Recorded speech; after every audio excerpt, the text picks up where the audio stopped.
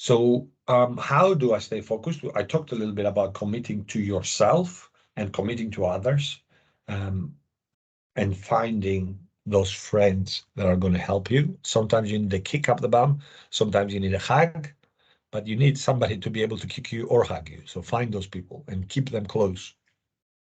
But there are other techniques that I like to use, and that is keeping records of everything you do.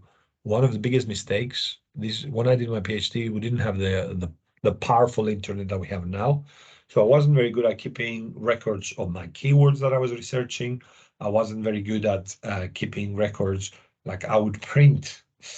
Now I don't want to print anything, but back then I would print all these articles, and I wasn't very good at keeping tabs of, creating 3 piles of my most important articles, the interesting, possibly useful, and the crappy ones, but maybe they'll help me defend a particular point I'm trying to make. Okay, I didn't do that. I always say now to my students, like, you create those lists. Luckily now you don't have to print; you can create them as bookmarks in your browser, but also keep very, very detailed records of what you did, where you were, where you're going, because work will come and will take you away for a month, and you will have, or 2, and you would have forgotten where you were. I've got part-time students who don't even remember which file is the latest one. They've confused the folders, and it happens because you're so busy. You've got family and you've got kids and you've got work, and then you come back and you're like, oh my God, which version is it? Which computer was it at? So, I've sent them notes, and then I see the file coming back and I'm like, are you sure this is the right file? Because this looks shorter than the one I corrected last time. The other thing I'm going to say is stop comparing yourself to others. Stop saying, well, she did it in 3 years, I'll do it in 3 years part-time. Don't do that. Every PhD is different. Yeah, even in the same area or in the same discipline, there are no 2 PhDs the same, and every single person is different. So stop comparing. So and so just published 3 articles, and they're going to defend their Viva, and they have 5 published articles, and I don't have any. Well, stop comparing. Nowhere does it say that you have to have articles. It's nice and it's good. Okay, having a couple of articles or a conference paper and 2, 3 articles, I suggest it to my students, but it's not necessary. Nowhere in regulations, well, at least most regulations that I know, unless you're doing a European PhD, which is by publication, you have to publish 3 papers. That's a different type of PhD. In the UK, most PhDs, the one that you write a big thesis, don't expect it. But it's nice to have it because you validated yourself, you increased your confidence, and then when you're with the examiners, you can feel a little bit more confident, and they know that you had been peer assessed for your work. So it's a really good feeling going into the Viva with that. But don't start comparing with somebody who is super well published. You don't know their life history, and you don't know what they're going through either, right? And quite often we put this persona of positiveness in front of others. What happens in our house, nobody knows. So don't compare yourself. So please share your top tips on staying focused. I'm half expecting to see chocolate and Merlot and Jean. How do you stay focused? Forest app. That's a very good tip, actually. There's so many apps these days. Gummy bear technique. Ooh. If you feel like switching on your microphone and telling us about the gummy bear, I'd love to hear it. Gummy bear is something I learned back when I did my undergrad. My roommate was a scientist, brilliant woman, but terrifying. And she taught me that when you're reading something that's really boring, you put gummy bears at the end of paragraphs, and you get to eat the gummy bear when you get to the end of the paragraph. Ah, that's an interesting one. Excellent. And I'm guessing the chocolate bar technique is similar. Whoever wrote that. If you're happy to switch on your microphone and tell us about the chocolate bar technique.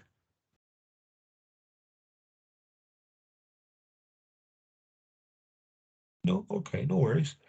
Keep reading even when struggling to write.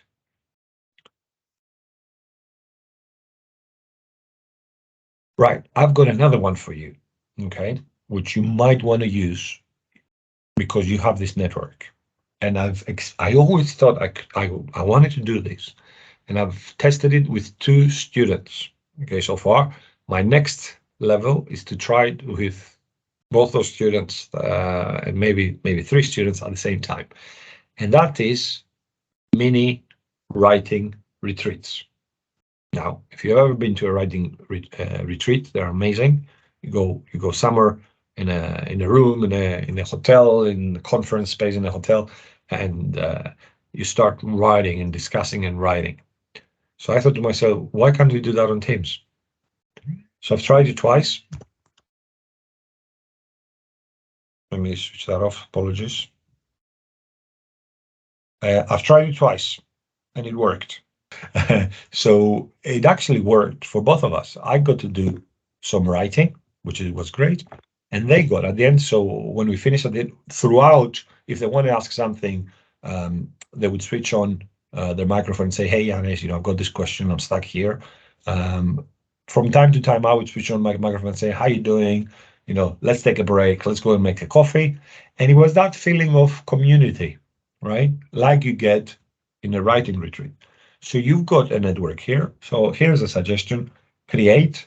You meet. I don't know how often you meet, but every second or third time, you say, "Okay, our network meeting this time is a writing retreat. We're going to spend 2 hours where each one of us will have to write something, some words. And then at the end, you say, okay, I wrote 400 words, I wrote 200 words, I wrote 50 words, I wrote 3 words. It doesn't matter. Progress is progress. So they just try to do something, triggered that one. Thank you for that. Keeping a record, coffee, have a journal diary. Very good. Similar to record keeping.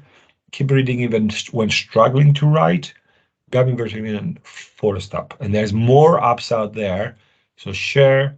And I'm trying to think, there's the PhD Voice on Twitter. They often share apps, PhD related apps there. And some amazing stuff. Right. Very quickly, I'm going to ask you about the worst things about your part-time PhD. What do you hate the most? What is the worst thing about it? And this is to help others who might be thinking about a part-time PhD. What could be reasons to not go for it?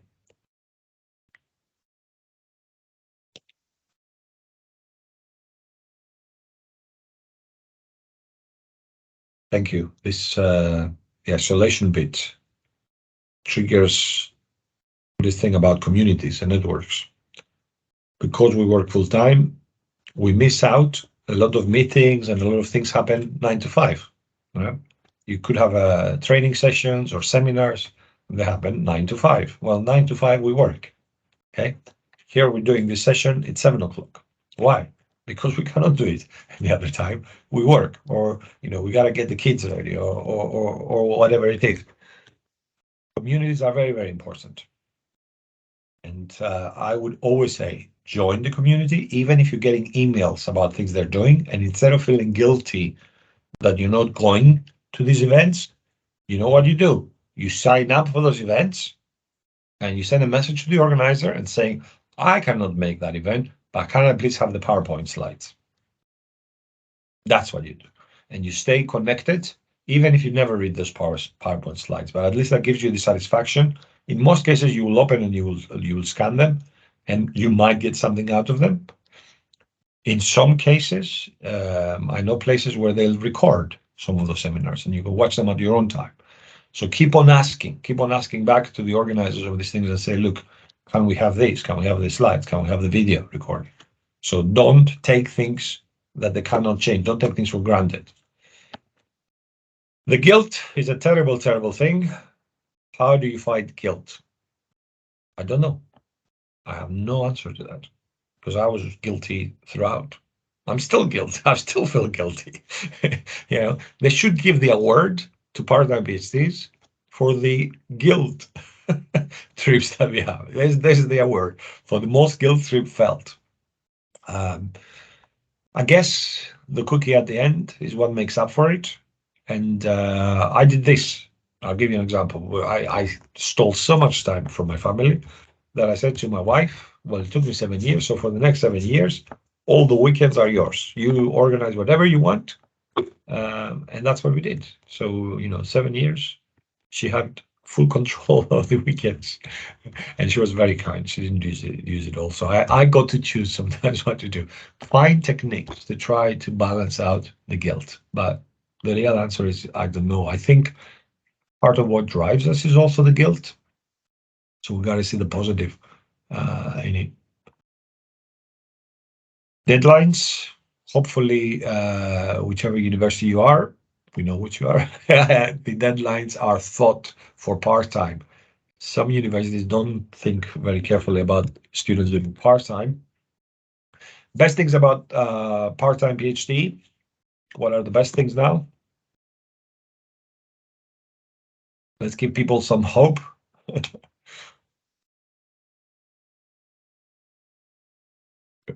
It's going to take time. What are the best things?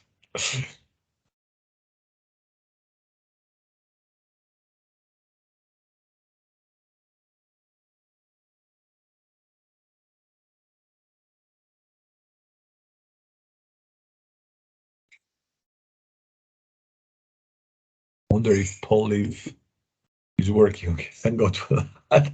I started getting really worried there.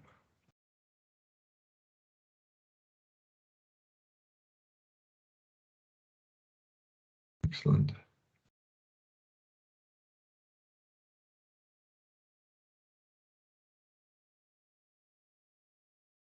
If I were to come up with a theme here, is this, if I can call it growth, okay?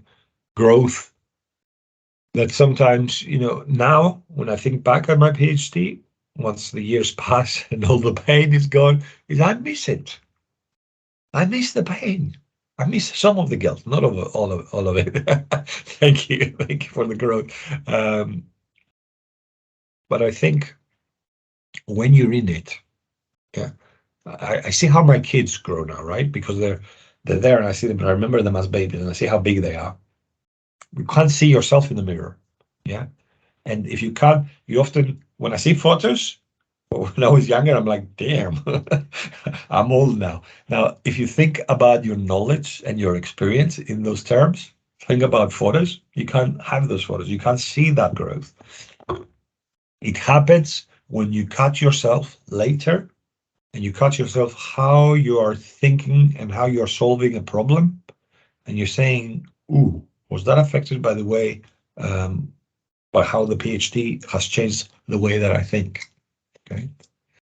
The flexibility, a little less pressure.